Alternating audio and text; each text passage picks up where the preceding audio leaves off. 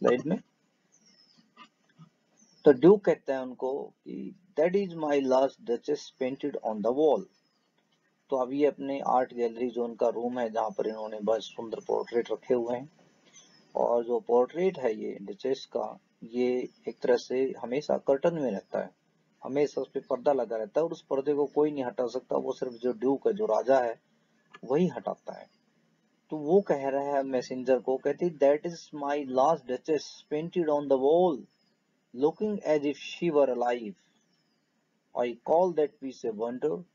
Now Frap and Dobb's hands walked busily a day, and there she stands. तो ये उनको ऊपर लेके जाते हैं ड्यूक, और मैसेंजर को बताते हैं कि ये मेरी कर्टन हटाते हैं उससे, पोर्ट्रेट से, और कहते हैं कि ये देखो, ये मेरी जो पत्नी थी डचेस, जो अभी नहीं है, वो लास्ट में जो प्रीवियस है, वो उनके बारे में बताते हैं कि वॉल पे इनका पोर्ट्रेट आप देखिए, looking as if she were alive, ये ऐसी लगती है देखने में कि जैसे कोई जीवंत हो।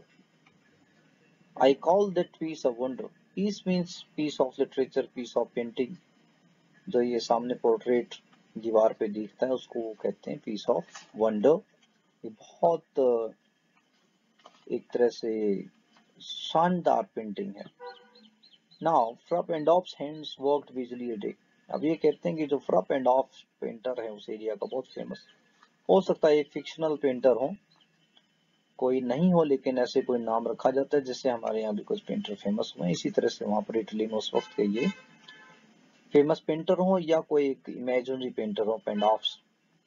तो पूरे दिन पेंडॉफ्स ने काम किया इस पे पोर्ट्रेट बनाने के लिए डचेस का। तो हैंड्स वर्कड बिजीली अ डे, पूरा एक दिन लगा। एंड देयर शी स्टैंड्स, और अब वो दीवार पे सामने इनका पोर्ट्रेट आप देख सकते हैं।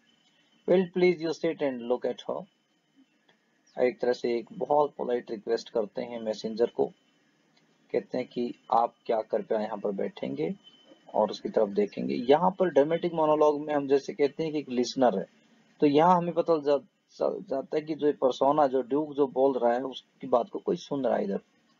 तो कहते हैं कि sit and look at her, आप बिल्कुल आराम से बैठिए और इनकी तरफ देखिए। आई सेट फ्रॉप एंड ऑफ बाय डिजाइन। अब ये फिर दोबारा उनका नाम लेते हैं पेंटर का, फ्रॉप एंड ऑफ। मीन ऐसा होता है जैसे कोई बहुत खास चीज किसी ने बनवाई हो किसी बहुत फेमस पेंटर से या किसी आर्टिस्ट से, तो बार बार नाम लिया जाता है एक तरह से शो करने के लिए कि ये बहुत कीमती है, बहुत फेमस है। जिस तरह से आजकल लोग बात करते हैं कि ये इस ब्रांड का कपड़ा है या इस ब्रांड की चीज है, इस तरह से एक तरह से वो एक ब्रांडिंग कर रहे हैं फ्रॉप एंड ऑफ की यहाँ पर बताकर। और ये साथ में ये भी दिखा रहे हैं कि I am a very rich person और मेरे पास बहुत रेयर चीजें हैं। I said frop and off by design, for never read strangers like you that pictured countenance. Countenance एक तरह से आप ये कह सकते हो कि जैसे कोई तस्वीर होती है उसके ऊपर जो अक्स होता है, एक जो किसी फोटो की या किसी पेंटिंग का जो उसमें एक रूप उभर के आता है, उसकी बात है। पिक्चर्ड काउंटेंस मीन डचेस की जो ये एक तरह से तस्वीर है। The depth and passion of its earnest glance, glance होती नजर, देखने का तरीका, जिस तरह से वो देख रही है, earnest, very desirous, sensuous। तो किस तरह से फुल ऑफ पैशन है ये और कितनी गहरी है, कितनी जो लुक है एक तरह से डचेस की उस पोर्ट्रेट में, वो बड़ी खास है कुछ, जैसे बहुत फुल ऑफ डिजायर ये किसी की तरफ देख रही है। But to myself return, लेकिन जिनको भी मैं दिखाता हूँ, जो भी लोग यहाँ आपकी तरह बैठकर इसको देखते हैं, फिर एक ब्रैकेट में एक क्लॉज ये लिखते हैं, since none puts by the curtain I have drawn for you but I. यहाँ पर जोर देते हैं कि ये जो कर्टन इसका कभी भी हटाया जाता है, कभी भी इसको मैं अगर डिस्प्ले करता हूँ किसी को, तो मैं सिर्फ मैं ही करता हूँ, वो कोई नहीं कर सकता। तो रेयर है, किसी को नहीं दिखाते, किसी किसी को दिखाते हैं। तो जिसको दिखाते हैं तो वो एक तरह से मेरी तरफ मुड़ते हैं और वो मेरे से पूछते हैं, एक तरह से उनका एक क्वेश्चन हो सकता है, मतलब अभी कोई पूछ नहीं रहा है, बट एक इस तरह का वो क्यूरियोसिटी किसी में भी आती है जब वो इस पोर्ट्रेट को देखते हैं। क्या? And seemed as they would ask me, और ऐसा दिखता है कि जैसे वो मेरी तरफ मेरे से पूछेंगे क्या। इफ दे ड्रस्ट मीन्स अगर वो डेयर कर सकते हैं, अगर उनकी हिम्मत पड़ती है पूछने की, इफ दे ड्रस्ट, तो वो डेयर, डेयर वर्ड है ये, तो अगर उनकी हिम्मत पड़ती है तो मेरे से पूछते हैं, क्या पूछते हैं, how such a glance came there. इस तरह, इतनी नजर इस तरह की ये पोर्ट्रेट की कैसे, ये जो महारानी इस तरह से देख रही है, जैसी उनकी एक बड़ी सेंसुअस और एक डिजायरस, एक जो अर्नेस्ट लुक है, वो क्यों है, कैसे आई, किस तरह से पेंट हुई है। So not the first are you to turn and ask us. अब जब ये मैसेंजर बैठ के देख रहा है तो उनको भी हैरानी हुई होगी, तो इसी तरह से ये पहले ही उनकी बात को क्लियर करते ड्यूक बोलते हैं कि आप पहले नहीं हो, और भी लोग इसी तरह की क्यूरियोसिटी रखते रहे हैं और वो मेरे से पूछते हैं कि कैसे कैसे ये तो हुई।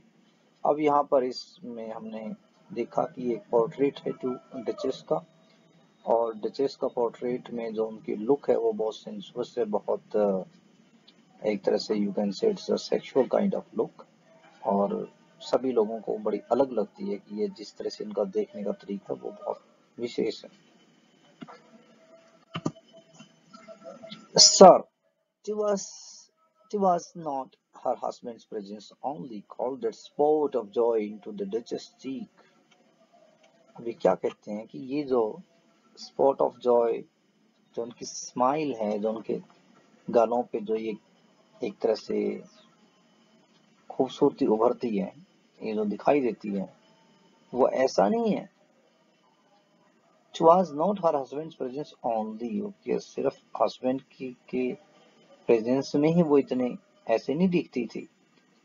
ऐसे ये जो स्पॉट ऑफ जॉय जिनके गालों में बनता है वो सिर्फ मेरी प्रेजेंस में नहीं बनता था। Perhaps Frop and Off chance to say, perhaps means ये इमेजिनरी बात हो सकता है, ये जो ड्यू कह रहा है कि ये पॉसिबल है कि जब इनका पोर्ट्रेट बन रहा होगा, जब फ्रप एंड डॉफ उनको पेंट कर रहे होंगे, तब उस वक्त पेंटर ने कुछ बोला होगा उनको, क्योंकि जैसे फोटोग्राफर कोई फोटो लेता है तो वो अक्सर एक अच्छा फोटो लेने के लिए, एक अच्छी स्माइल के लिए, एक अच्छा लुक आए तो उसके लिए बोलते हैं, कुछ अच्छे वर्ड्स बोलते हैं जिससे लोग खुश होते हैं, ओके यार लुकिंग वेरी गुड, आपकी स्माइल बहुत अच्छी है, तो आप अच्छे से देखिए, बहुत अच्छा, तो ऐसा करते हैं। तो ऐसा उसने पेंडॉफ ने बोला होगा।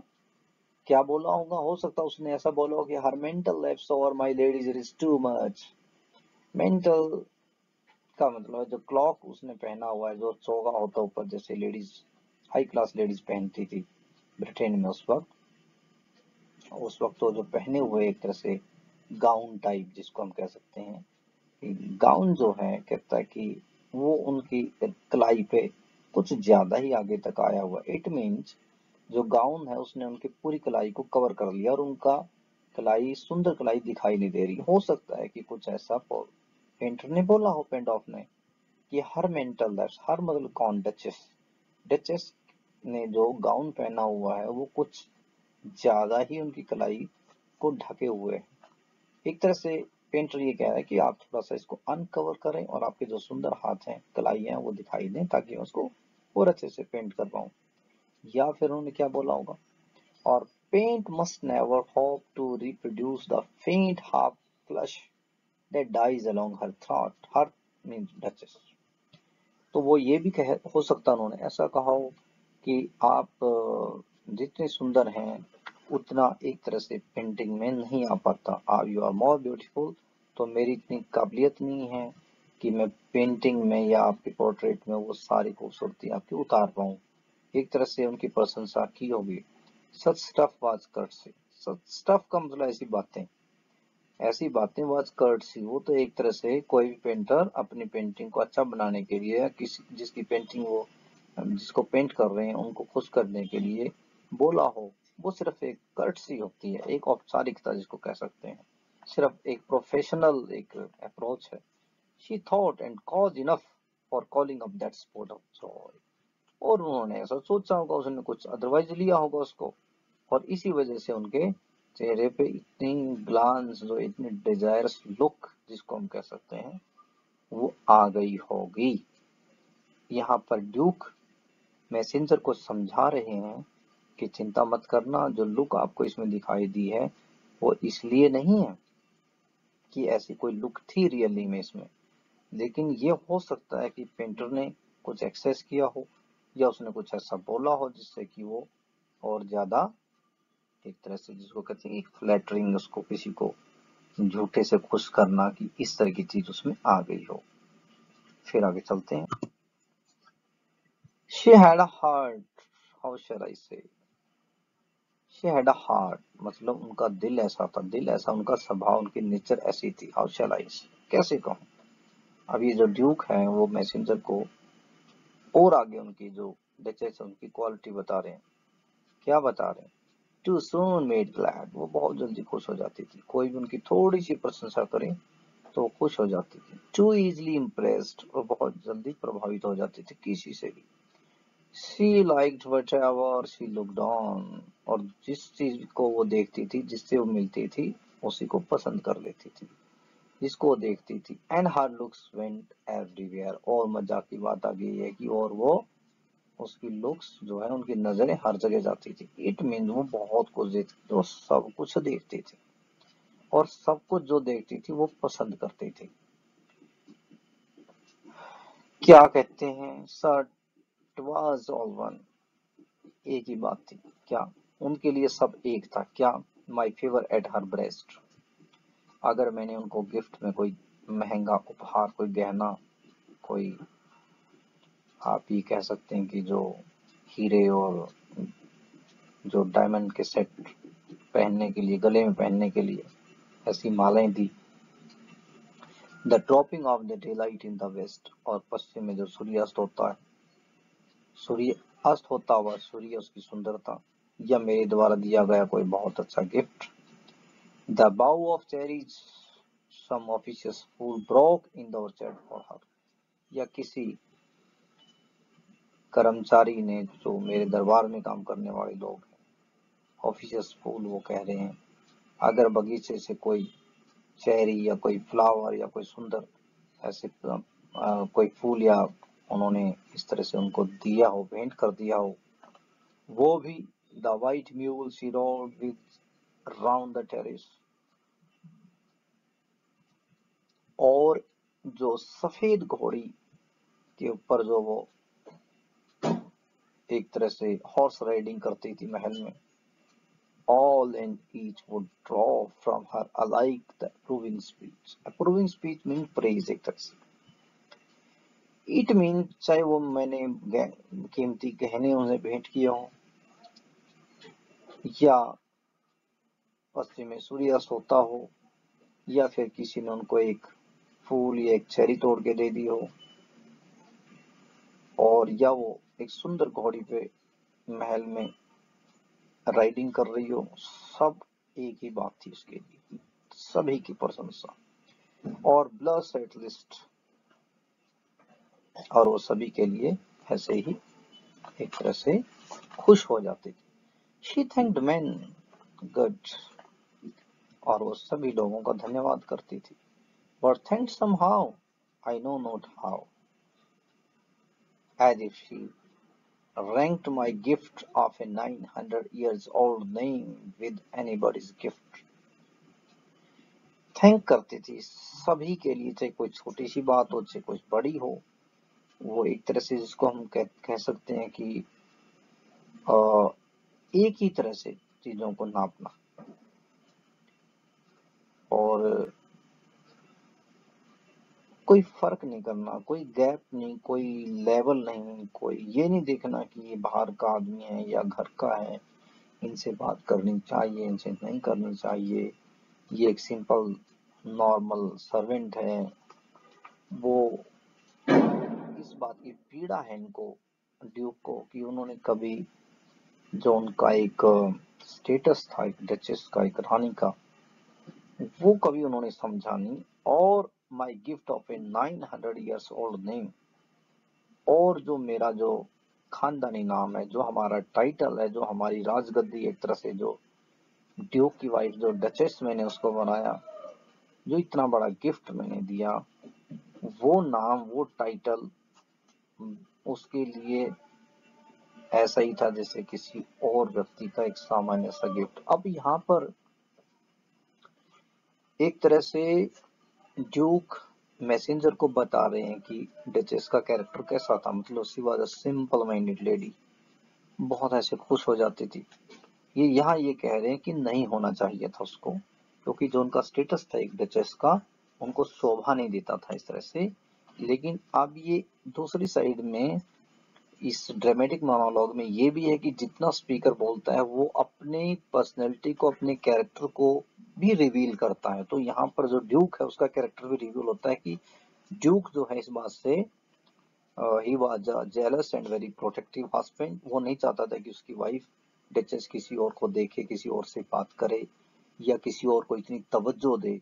वो यही चाहता था कि वो सिर्फ उसी को ही वो इम्पोर्टेंस दे, उसी को देख के खुश हो, और दूसरे लोगों से उसका मिलना जुलना बिल्कुल भी उनको बर्दाश्त नहीं था। एक बहुत स्पेशल कैरेक्टर की जो उनकी जो ड्यूक की है वो सामने आती है कि he is a very possessive and very jealous kind of person.